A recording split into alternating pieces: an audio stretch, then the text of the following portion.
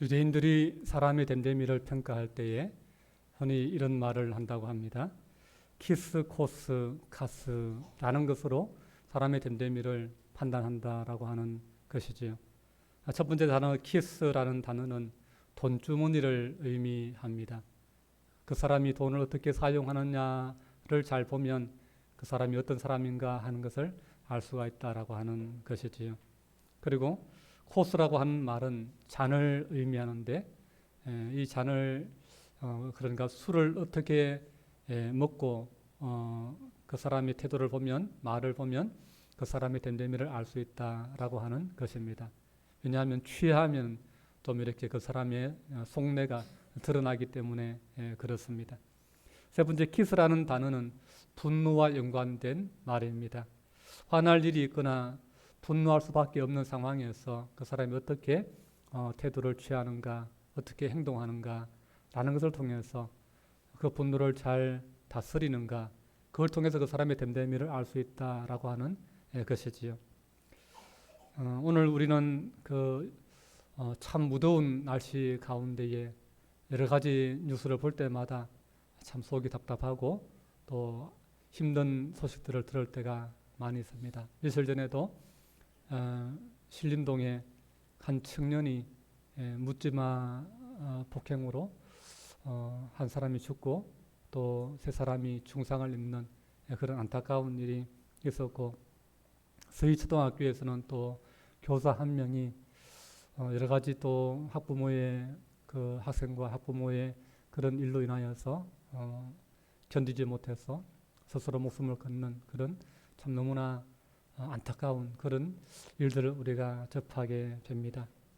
참 인간의 죄악성이라고 하는 것은 정말 우리가 쉽게 간과해서는 안 되는 정말 심각한 문제라는 사실을, 인간의 죄의 뿌리가 얼마나 깊고 무서운가 하는 것을 우리가 늘 경각심을 가지고 우리 자신들도 우리 마음을 잘 다스릴 수 있는 그런 사람이 되어야겠습니다.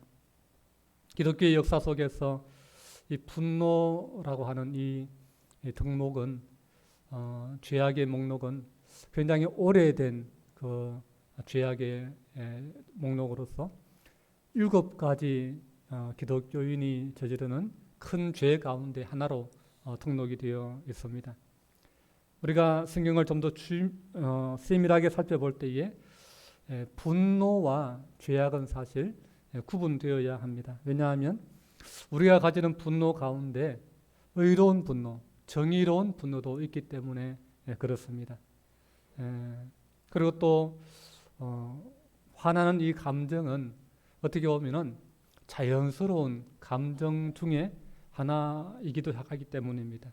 그러나 분명한 것은 이 분노가 다스려지지 못할 때, 분노가 컨트롤되지 못하고 통제되지 못할 때 이 분노는 죄악으로 발전할 수 있다라고 하는 그 위험성에 대해서 우리가 경각심을 가질 필요가 있습니다. 오늘 본문은 인간이 타락한 이후 에덴 동산에서 쫓겨나서 그 이후에 가장 먼저 어떻게 살았는가 하는 것을 보여주는 중요한 장면입니다. 그 첫 번째 기사가 다름 아닌 형제 간에 일어난 살인 사건입니다. 여러분, 죄는 일회성으로 끝나지 않아요. 죄는 반드시 파급 효과를 일으킨다라는 사실을 우리가 알아야 됩니다. 마치 도미노가 하나가 딱 무너지면 연쇄 반응으로 다른 것이 계속해서 무너져 나가듯이 죄는 한 번으로 끝나지 않아요. 반드시 그것이 파장을 일으킵니다. 그래서 돌을 호수에 던지면 그 떨어진 그곳만 퐁당하고 물방울 튀고 끝나는 것이 아니라 파장이 계속해서 일어나서 파문이 일어나는 것과 마찬가지지요.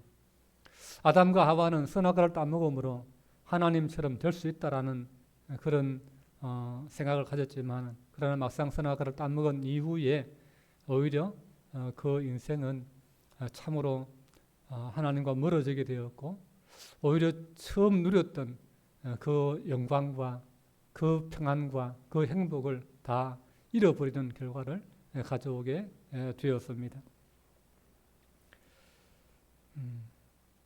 그리고 그 이후에 이 아담과 하와의 그 범죄의 씨앗은 그의 자식들을 통해서 다시 한번 재현되게 되고, 그 다시금 죄악의 파급 효과는 아담과 하와가 범죄한 그 이상의 범죄로 다시금 재생산 확대되는 것을 보게 됩니다.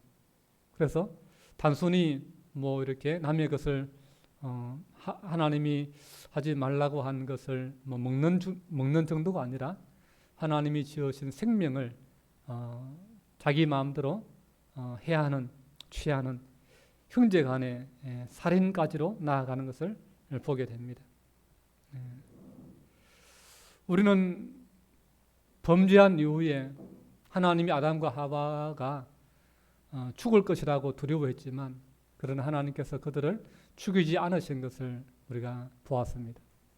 죽이지 않으실 뿐만 아니라 오히려 하나님께서 오히려 그들을 불러주시고 찾으시고, 그리고는 가죽옷을 입혀서 그들을 오히려 도와주시는 것을 보게 됩니다. 이것은 인간이 지은 죄에 대해서 인간이 책임이 없다, 인간이 아무런 문제가 없다라고 하는 그런 의미가 아니라 하나님께서 형벌을 유예하신 것입니다. 하나님의 형벌을 반드시 죽게 되지만, 그러나 지금 당장 죽이는 것이 아니라 하나님의 그 형벌을 잠시 뒤로 유예하신 것입니다. 그렇게 하신 것은 왜 그렇습니까? 인간으로 하여금 다시 한번 기회를 주시기 원하시기 때문인 것입니다. 하나님께로 돌아올 수 있는 기회, 회개할 수 있는 기회. 그렇기 때문에 아담은 즉시 죽지 않고 그저 에덴 동산에서 쫓겨나는 처벌을 받게 된 것입니다. 인간은 그럴 때에 우리가 바른 생각을 가져야 됩니다. 하나님께서 내가 범죄한 것에 대해서 다시금 기회를 주시는구나. 이제 정신을 차리고 바르게 살아야지. 그렇게 우리는 그 태도를 취해야 되는데, 그러나 안타깝게도 대부분의 사람들은 그렇게 생각하지 않지요. 하나님이 내가 이런 잘못을 했는데 모르시나? 아무 일이 없네? 하나님이 당장 벌하지 않으시네? 하나님의 눈을 내가 피할 수 있는가? 이렇게 인간은 생각합니다. 그러나 하나님의 눈을 피할 수 있는 인간은 이 세상에 존재하지 않습니다. 하나님은 우리의 모든 것을 다 알고 계십니다. 우리의 머리털까지도 다 세신 받으신 하나님이시고, 우리의 마음의 생각을 아시고, 우리가 뭐 나무 뒤에 숨든지 골방 속에 들어가 있든지 지구 끝에 가서 우리가 거한다 할지라도, 바다 속에 거하고 하늘 위에 올라가서 거한다 할지라도 하나님은 다 알고 계십니다. 하나님은 전지전능하신 하나님이십니다.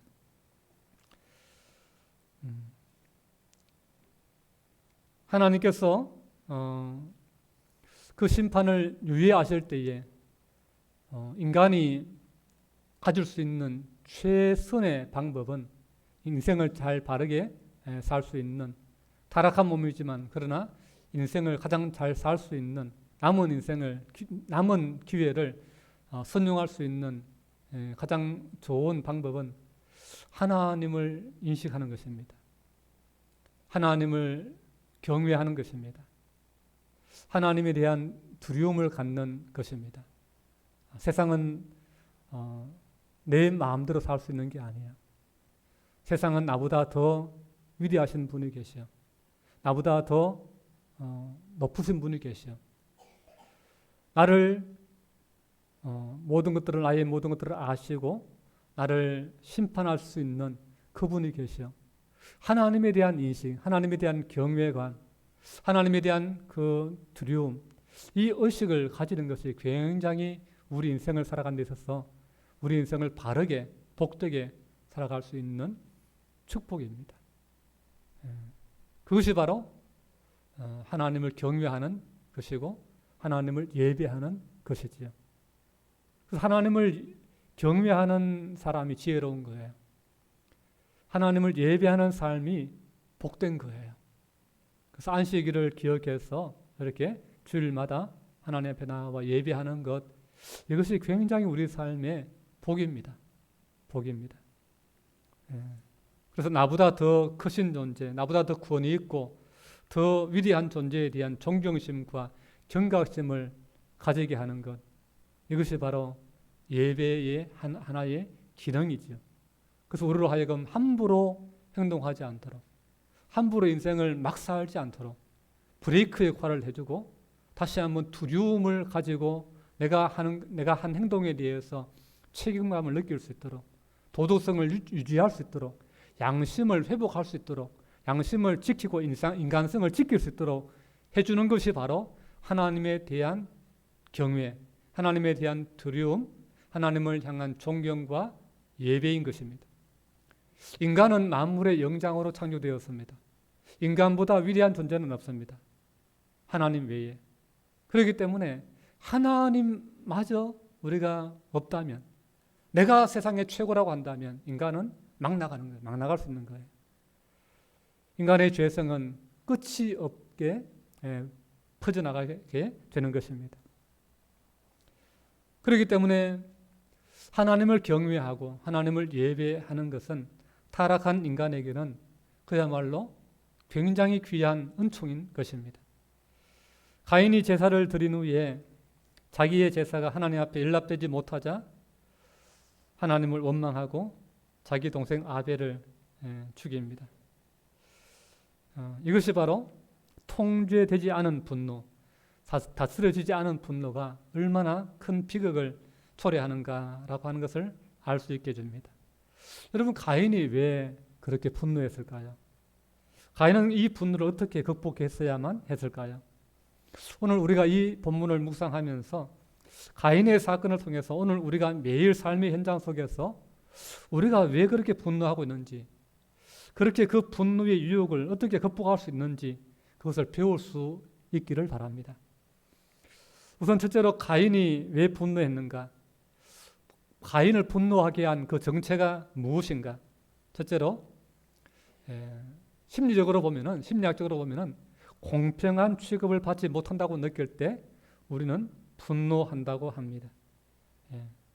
심리학자들이 이 분노를 정의할 때 이렇게 정의합니다. 내가 불공평하게 혹은 부당하게 다루어진다고 느낄 때 내 안에서 일어나는 정서적인 반응이 바로 분노다, 이렇게 이야기합니다. 분노의 뿌리는 공평하지 못하다는 거예요. 억울하다는 거예요. 왜 나만 차별적으로 대하느냐? 내가 모욕되었다. 이런 것들이 분노의 뿌리다라고 하는 것이죠. 본문 말씀을 겉으로만 볼 때에 한편으로 가인이 분노한 것이 이해될 수 있는 측면이 있습니다. 왜냐하면 피상적으로 보면 우리가 가인을 좀 동정할 수밖에 없는 것이 2절을 여러분 보시기 바랍니다. 2절 보시면 그가 또 가인의 아우 아벨을 낳았는데 아벨은 양치는 자였고 가인은 농사하는 자였더라 그랬습니다. 가인의 직업이 뭐였습니까? 농부였지요. 농사하는 농사꾼이었습니다. 그래서 하나님 앞에 제사할 때에 양을 아벨은 목축하는 그런 가축을 기르는 그런 목축업자였기 때문에 양을 잡아서 하나님께 제사를 드렸고, 가인은 농사꾼이었기 때문에 농사한 곡물을 가지고 제사를 드렸습니다. 이 부분을 해석함에 있어서 옛날에 한때는 근본주의 신학자들이 하나님께 제사할 때는 짐승을 잡아서 하나님께 피의 제사를 드려야 되는데 아벨은 그렇게 했는데 형 가인은 그렇게 하지 않았다라고 하는 것이죠. 그래서 하나님께서 받지 않으셨다, 그렇게 이해를 했습니다. 물론 전혀 그렇게 볼 수 없는 사항은 아니지만, 그러나 좀 더 우리가 성경을 살펴보면 어떤 동물을 잡아서 어떻게 제사를 드려라라고 하는 그런 제사의 규례가 생긴 것은 유월절 그 출애굽 이후에 하나님께서 율법을 주시면서 주어진 계명이고 의무입니다. 그 전에는 어떻게 하나님을 예배라고 하는 명시된 그 헌법과 같은 그런 율법이 없었습니다. 그리고 또 한편으로 보면은 하나님께 드리는 제사의 방법에는 짐승만 잡아서 하나님께 드리는 피의 제사만 있는 것이 아니라 하나님께 곡물을 드려서 하나님께 그걸 잘 가루로 만들어서 드리는 전제라고 하는, 소제라고 하는 그런 제사도 하나님께 드렸다라고 하는 것이지요. 그렇기 때문에 가인에 드린 제사의 문제는 제물의 문제가 아니라 또 방법에만 문제가 있었던 것이 아니다라고 하는 것을 알 수가 있지요. 그래서 하나님께서 동생 아벨의 제사는 받으시고 형 가인의 제사는 받지 않았을 때에 형은 거기에서 하나님이 나를 왜 차별하시나 라고 하는 섭섭한 감정, 또 동생을 향해서는 시기하는, 동생만 사랑하네, 그러면서 동생을 향한 시기의 그런 감정을 느끼면서 하나님께로부터 불공평하다는 그런 느낌을 받을 수 있었을 것입니다. 근데 왜 하나님께서 가인의 제사는 받지 않으셨을까요? 히브리서 11장 4절은 이렇게 이야기합니다. 아벨이 드린 제사에 대해서 아벨은 믿음으로 하나님께 제사를 드렸다, 그렇게 평가를 하고 있습니다. 바꿔 말하면 아벨은 믿음으로 하나님께 제사를 드렸지만 가인은 믿음 없는 제사를 드렸다라고 하는 것이죠. 이게 굉장히 중요한 포인트인 거예요. 우리가 하나님을 예배할 때에 어떤 동기로 하나님 앞에 와서 예배를 하느냐, 이게 굉장히 중요한 거예요. 하나님께 예배할 때에 믿음으로 예배를 하느냐, 아니면 그냥 형식으로 와서 예배하느냐, 이게 굉장한 의미를 가진다라고 하는 것이지요. 그리고 오늘 본문 7절에 보면 하나님께서 이렇게 말씀하시죠. 내가 선을 행하면 어찌 낯을 들지 못하겠느냐. 다시 말하면 가인의 행위가 선하지 않았다는 것입니다. 아벨의 행위는 선하였던 것에 반하여서 가인의 행위는 악하였다라고 하는 것입니다. 그러니까 가인은 자신의 그 삶을, 자신의 행동을 돌아보지 못하고서는 그냥 하나님이 나를 차별하신다, 아벨을, 동생을 편애하신다, 그렇게만 생각하면서 분노했습니다. 또 가인이 화낸 이유는 죄의 소원을 다스리지 못했기 때문입니다. 사람이 왜 범죄합니까? 똑같습니다. 가인과 똑같아요. 죄의 소원을 다스리지 못하기 때문에 사람이 범죄하는 겁니다. 여러분, 분노한다, 화해 감정이 생긴다, 이것은 어떻게 보면 자연스러운 것이죠. 이거는 뭐 어쩔 수 없는 것이 아니겠습니까? 아무리 많이 배운 사람이라 할지라도, 아무리 높은 명예를 가지고 또 높은 수준의 도덕성을 가진 사람이라 할지라도 분노의 감정, 화해의 감정을 느끼지 않는 사람은 아무도 없습니다. 이러한 그 감정의 문제는 어떤 면에서는 자연스러웁니다. 자연스러운 것입니다.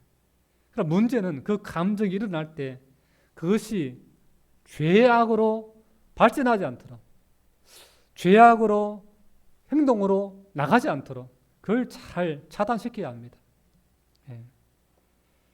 분노의 감정은 자연스럽게 그것이 죄악의 소원을 일으킵니다.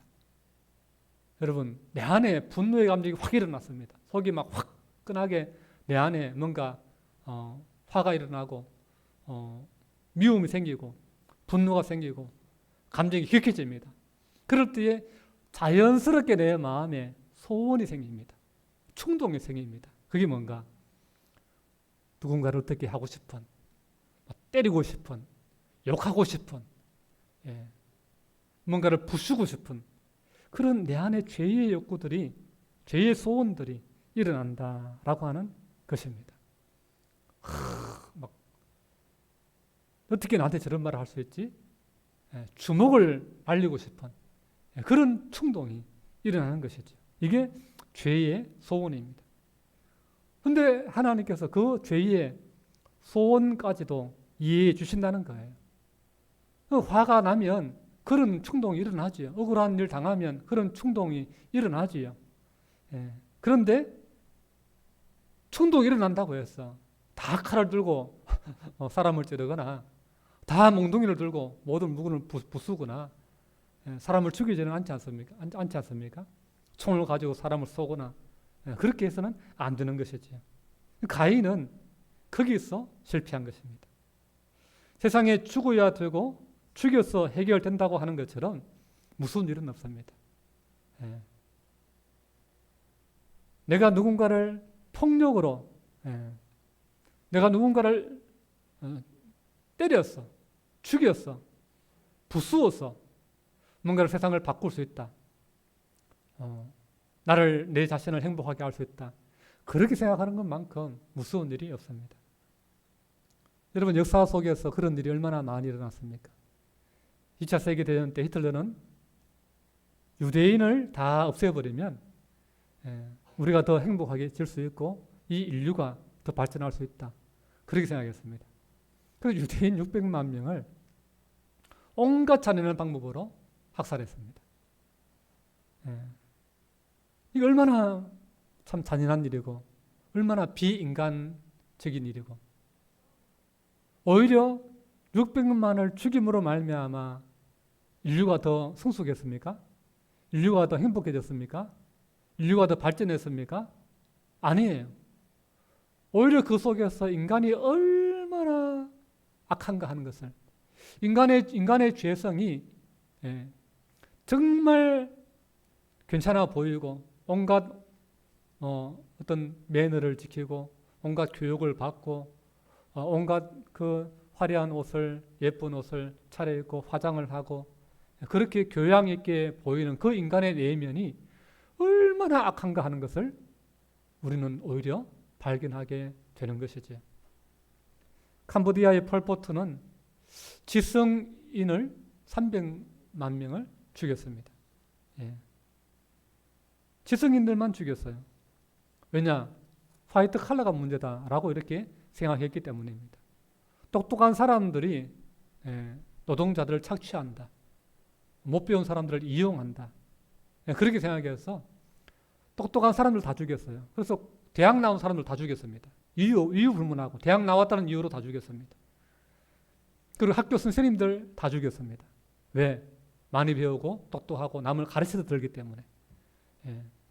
학교 선생님 다 죽였습니다. 그리고 집에 책을 많이 가지고 있는 사람들 다 죽였습니다. 왜? 똑똑하기 때문에. 그 사람은 남들보다 많이 알면서 남 위에 군림하려고 생각하기 때문에. 그리고 손을 만져봐서 손이 부드러운 사람 다 죽였습니다. 아마 저도 거기 있었으면 저도 죽었을 거예요. 제 손이 좀 부드럽거든요. 왜? 손이 부드러우면 노동을 안 했다. 앉아서 편하게 살았다. 남을 부리면서 살았다. 그렇게 생각해서 손이 만져보고 부드러우면 다 죽였습니다. 그렇게 해서 이런저런 이유로 글을 쓰면 글을 쓴다는 이유로 글을 쓸 만큼 똑똑하다는 이유로 죽이고 책을 가졌다는 이유로 가르친다는 이유로 대학 나왔다는 이유로 그렇게 해서 그 나라의 인재들을 300만 명을 죽여버렸습니다. 그래서 결국 평등한 사회가 되고 노동자, 농민이 잘 사는 사회가 되었습니까? 아니에요. 다 죽여버리니까 지도자라고 하는 사람들이 머리 나쁘고 무식하고 그런 사람들이 지도자의 자리에 앉아서 그 나라를 이끌어 가니까 나라가 가난을 벗어나지 못하는 엉망이 되는 거예요. 뭔가를 투자를 해도 엉뚱한 것에 투자를 하고 일을 해도 엉망이 되어버리는 거예요. 하면서 결과가 나오지 않는 거예요. 그 나라를 완전히 망가뜨려 버리는 거예요.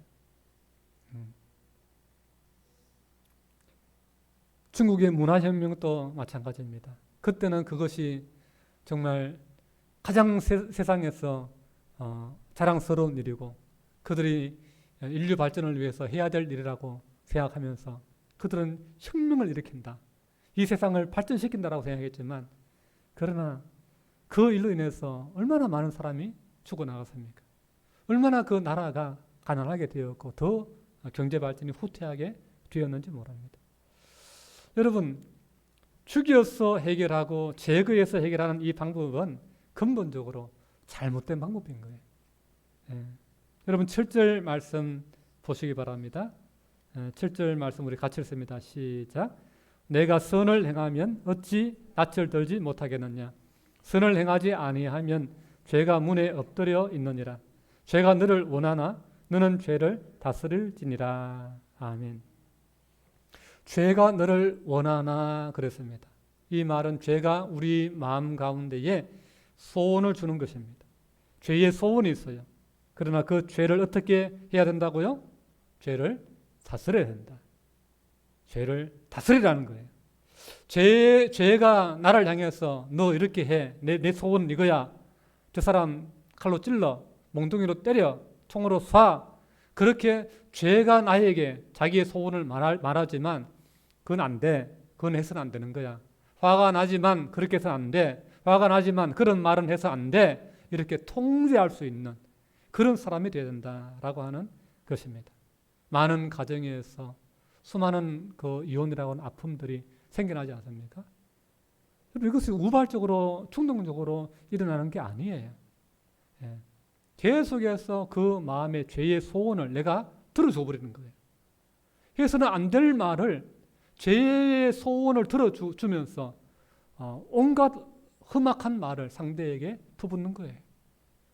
상대의 마음에 정말 마음이 무너지도록 그렇게 말로서 사람을 죽이고 또 행동으로 사람을 죽이고 그렇게 해서 결국은 같이 살아갈 수 없는 그런 상황으로 몰아가게 되는 것이지. 그래서 우리는 이 죄를 다스려야 된다라고 하는 이 말씀이 너무나 우리가 귀담아 들어야 될 말씀입니다. 사도 바울은 에베소서 4장 26절에 분에 대해서 이렇게 교훈합니다. 분을 내어도 죄를 짓지 말며 그랬습니다. 분을 내어도 뭘 하지 말라고요? 죄를 짓지 말라는 거예요. 막 속에서 열불이 납니다. 누가 약을 올립니다. 막 아내가 바가지를 끌고 또 남편이 술 먹고 막 속에 넣어두었던 감정들을 쏟아냅니다. 그럴 때에 나도 맞받아치고 싶고 나도 복수하고 싶고 나도 똑같이 그 이상으로 보복하고 싶은 그런 마음들이 생깁니다. 그러나 여러분 죄를 지어서는 안 되는 거예요. 분과 죄를 구별하고 있습니다. 분나는 감정이 일어나는 것 충분히 그럴 수 있습니다. 그런데 분을 내어도 뭘 하지 말라고요? 죄를 짓지 말라는 거예요. 죄를 짓지 말라는 거예요. 그래서 여러분 입을 조심하십시오. 여러분 혀를 깨물면서 여러분 참으시기 바랍니다. 그 함부로 하지 말아야 될 말들 여러분 자녀에게도 그렇고요. 배우자에게도 그렇고요. 화가 난다고 해서 그 화나는 감정 다 쏟아내면 안 되는 거예요. 그것이 파급 효과를 일으킨다니까요. 연쇄 반응을 일으킨다니까요. 그래서 많은 문제 있는 가정을 인생을 불행하게 사는 사람들이 들어가 보면 깊이 들어가 보면 상담해 보면 그 가정 속에서 이미 부모로부터 받았던 그런 상처가 원인이 되는 것을 보게 됩니다. 그렇기 때문에 오늘 우리가 이걸 잘 다스려야 됩니다. 그래서 화가 나면 어떻게 하느냐 방법이 있습니다. 화날 때는 말하지 마세요. 자, 화날 때 어떻게 한다고요? 첫 번째, 화날 때는 말하지 않는다. 어떤 사람은 이렇게 말하니까 일주일 동안 말하는 사람이 있어요. 부부 아내한테 화가 났는데 일주일 동안 말을 안 하는 거예요. 아내한테 한마디도 안 하는 거예요.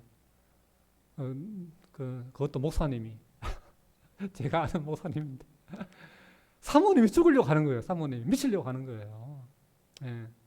누구한테 말하겠어요? 교인들한테도 말 못하잖아요. 그 사모님은. 그러니까 교육자들 만나면 그 하소연을 하시는 거예요. 그래서 나중에는 그 상처는 사모님이 받았는데 나중에 사과는 사모님이 한다는 거예요.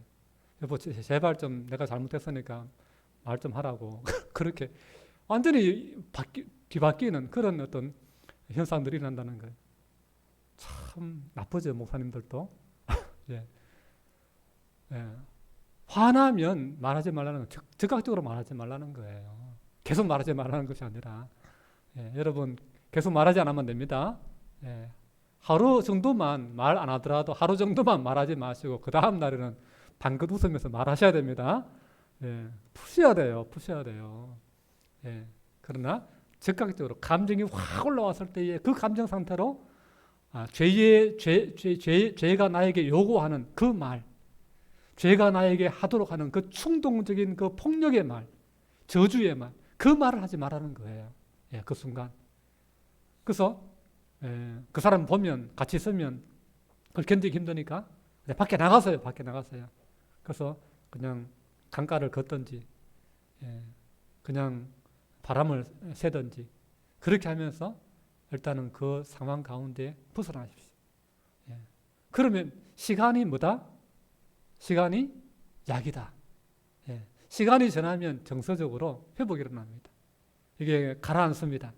구조물이 확 일어났던 것이, 내 안에 죄악의 구조물이 확 일어났던 것이 시간이 지나면서 싹 가라앉습니다. 그래서 감정만 충만했다가 죄의 욕구만 충만했다. 이걸 가라앉고나면 뭐가 됩니까?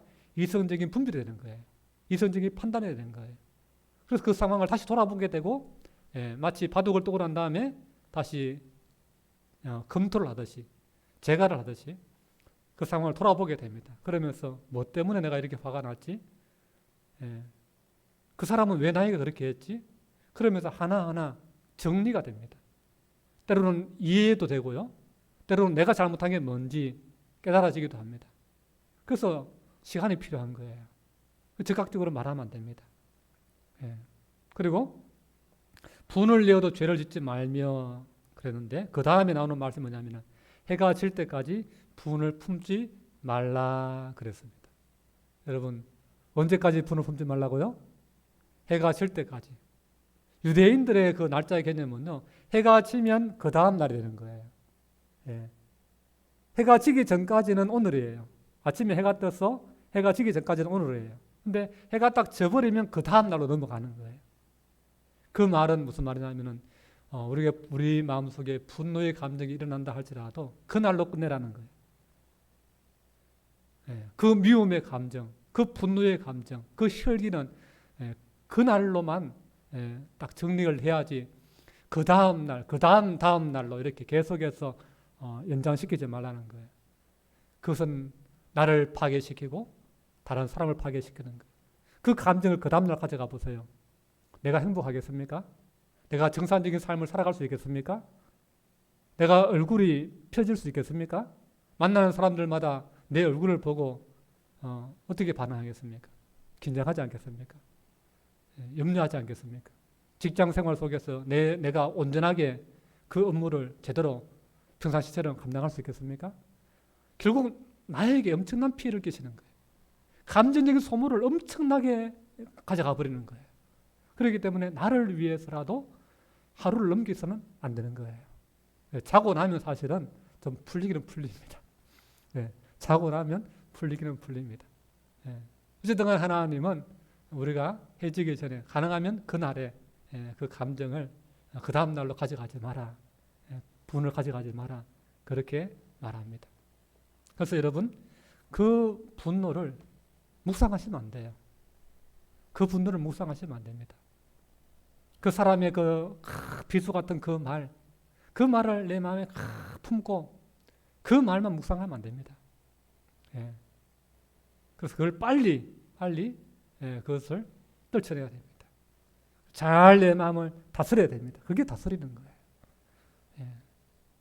그래서 막 어떻게 해버리고 싶다, 죽어버리고 싶다.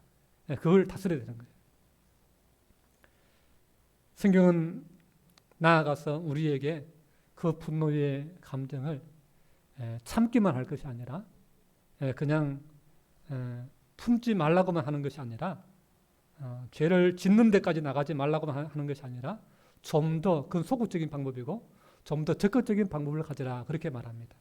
에베소서 5장 18절에 보면은 술 취하지 말라 이는 방탕한 것이니 오직 성령의 충만을 받아라. 그렇게 말합니다. 여러분, 진짜 우리가 감정의 문제를 해결할 수 있는 방법은 성령을 구하는 거예요. 성령 충만을 구하는 거예요. 그래서 우리가 가장 인생을 값지게 또 지혜롭게 행복하게 살 수 있는 방법은 내 안에 성령으로 충만한 거예요.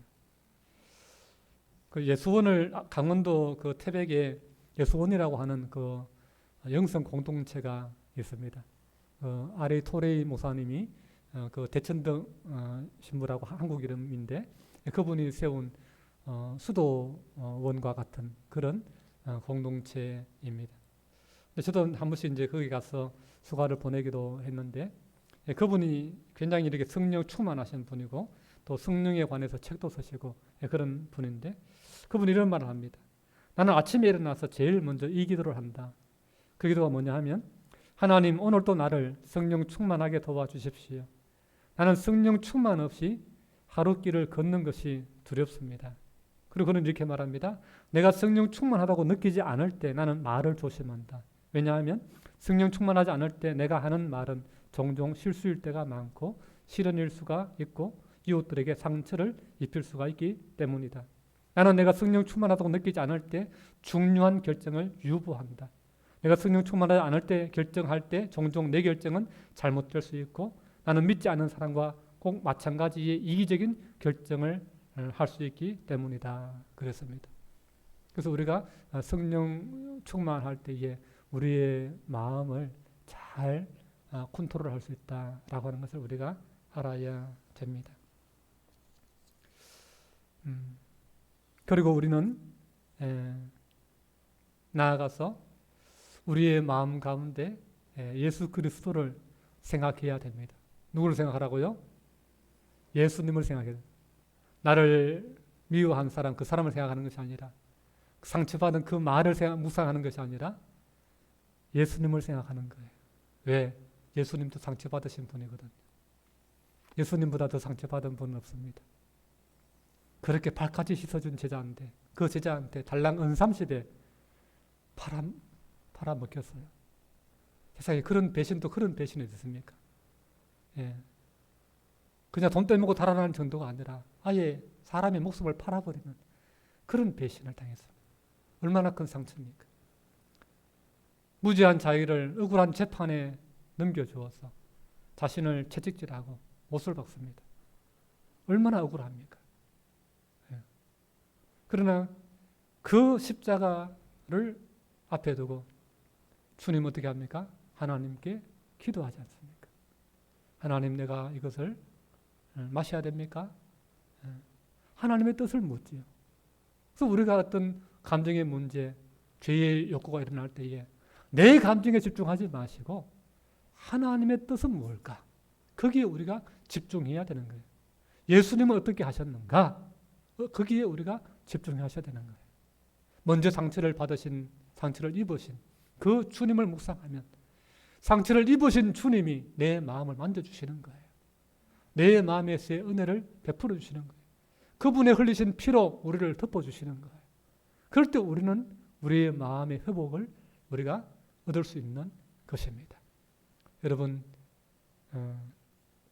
죄의 소원이 늘 우리로 하여금 충동질하고 우리로 하여금 악한 길로 우리를 미혹하지만 여러분 성령 충만하시고 기도하시고 주님을 묵상하시고 또 주님의 마음을 품음으로 말미암아 그 죄를 잘 다스리시고 나아가서 하나님의 자녀로서 죄의 소원을 들어주는 것이 아니라 하나님의 소원을 들어주어서 빛과 소금으로 이 세상을 살아갈 수 있는 저와 여러분 될 수 있기를 주님의 이름으로 축복합니다. 기도하겠습니다. 좋으신 아버지 하나님, 오늘 세상 살아가면서 우리가 때로는 내 마음에 들지 않는 그런 상황들을 많이 접하고 때로는 내 마음에 상처가 되는 그런 말들을 듣고 상황들에 직면할 때도 많습니다. 그럴 때 우리가 그 죄의 욕구가 일어날 때에 우리가 그것을 잘 참지 못해서 때로는 배우자에게 상처를 주고 때로는 자식들에게 상처를 줄 때도 너무나 많고 때로는 우리의 이웃들에게 상처를 줄 때도 있습니다. 하나님 아버지, 오늘 말씀의 교훈을 받아서 우리도 가인처럼 그 악한 길로 나아가는, 죄의 길로 나아가는, 죄의 소원을 들어주는 사람이 아니라 하나님의 뜻이 뭔가 하나님 앞에 무릎 꿇고 나를 위해 고난받으신, 나의 죄를 용서하신 그 주님의 십자가 앞에 나아가 주님의 그 뜻을 헤아리면서 주님의 길을 우리도 따라갈 수 있는 그런 믿음의 사람들 다 되게 도와 주시옵소서. 그래서 죄의 소원을 이루는 것이 아니라 하나님의 뜻을 이루는 그런 하나님의 아들, 딸들 다 되게 도와 주시옵소서. 모든 말씀 예수님 이름으로 기도합니다. 아멘. 찬송가 342장입니다.